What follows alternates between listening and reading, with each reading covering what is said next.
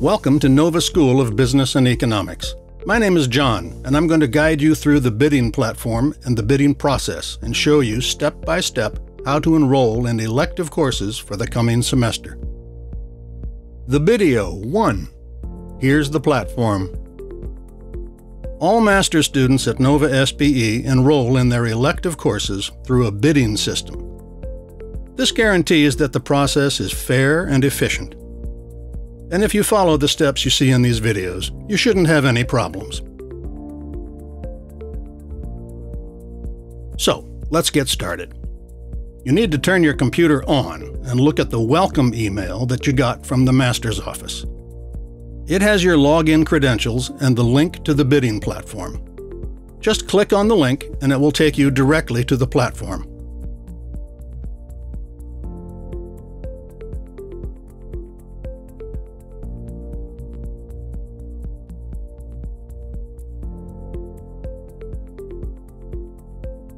The first thing you'll see is the terms and conditions.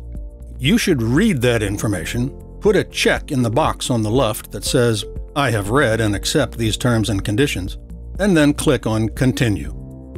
Being a new student, you might wish to choose an area of expertise.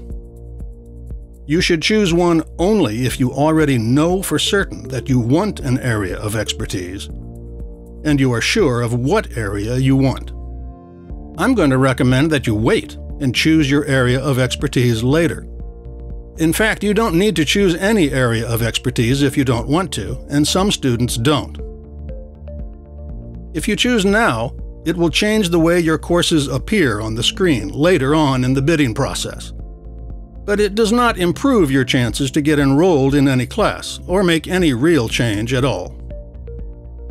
So this is something you'll probably want to leave for now, and just do it later, when you enroll in Term 2, or even later in the second semester. By the way, areas of expertise are not available to exchange students.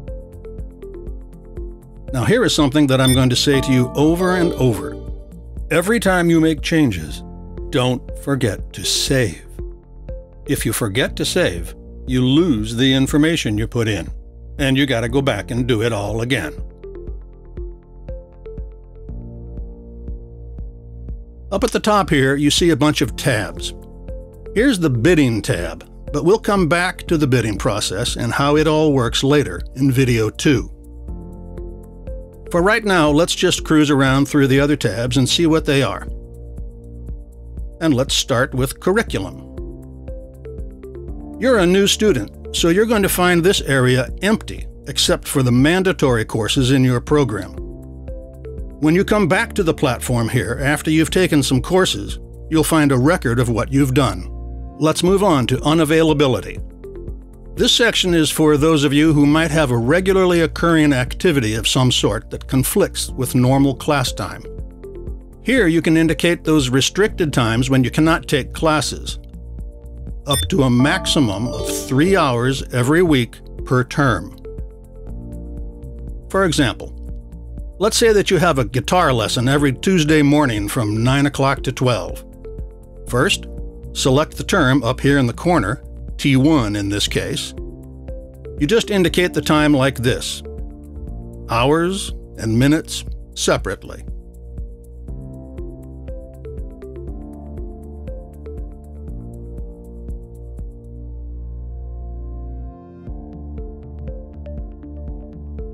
Write the reason for the restriction here. If your restriction applies to both terms, you must indicate it in both T1 and T2 separately. So, for example, if the guitar lessons go for the whole semester, we need to add the same restriction, now also in Term 2. So let's just do all of that again.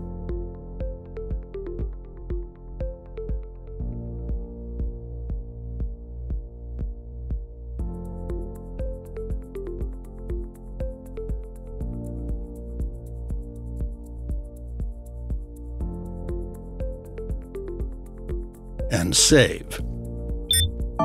Don't forget to save each time you enter information. The time constraints you've indicated are going to show up in the Schedule section when we get there. So let's just go there now and see. This section shows you your final class schedule once the bidding process is closed. But of greater interest right now, it also shows you your schedule as you build it, and you can check it at any time. If you bid on courses that have conflicting exam schedules, a warning message will appear here. It is up to you to change one of those courses now, during your bidding. Nova will not accept requests for changes later or make any special adjustments. You are responsible for enrolling in a compatible class schedule. You will not be able to enroll in courses with conflicting exam dates. A count is a log of your bidding actions. Maybe in the second semester, you might just want to check to see how you did things back in the first semester, and it might be helpful to you then. For right now, though, you can just forget about it. The simulator is another feature that will be of interest later, after passing courses and establishing an academic history. It shows you where you stand in terms of progress anytime during your program after passing courses. It shows you the courses you've already taken and your progress in your area of expertise. New students will find no information here. But during the Masters, you'll start seeing colored bars that represent your progress toward any area of expertise. That information is very useful for you to either choose an area of expertise or change your area in the next semester, for example. The bars you should focus on are the first two, core courses and electives, as those are the ones that define an area of expertise. The Alerts section gives you key information such as new enrollment slots and other updates.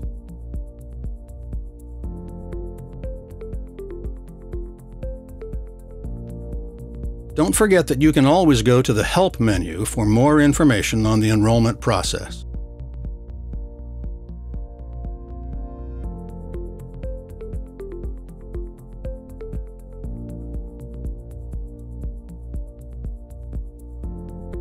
Now that you know your way around the platform, go to Video 2 to see the actual bidding process.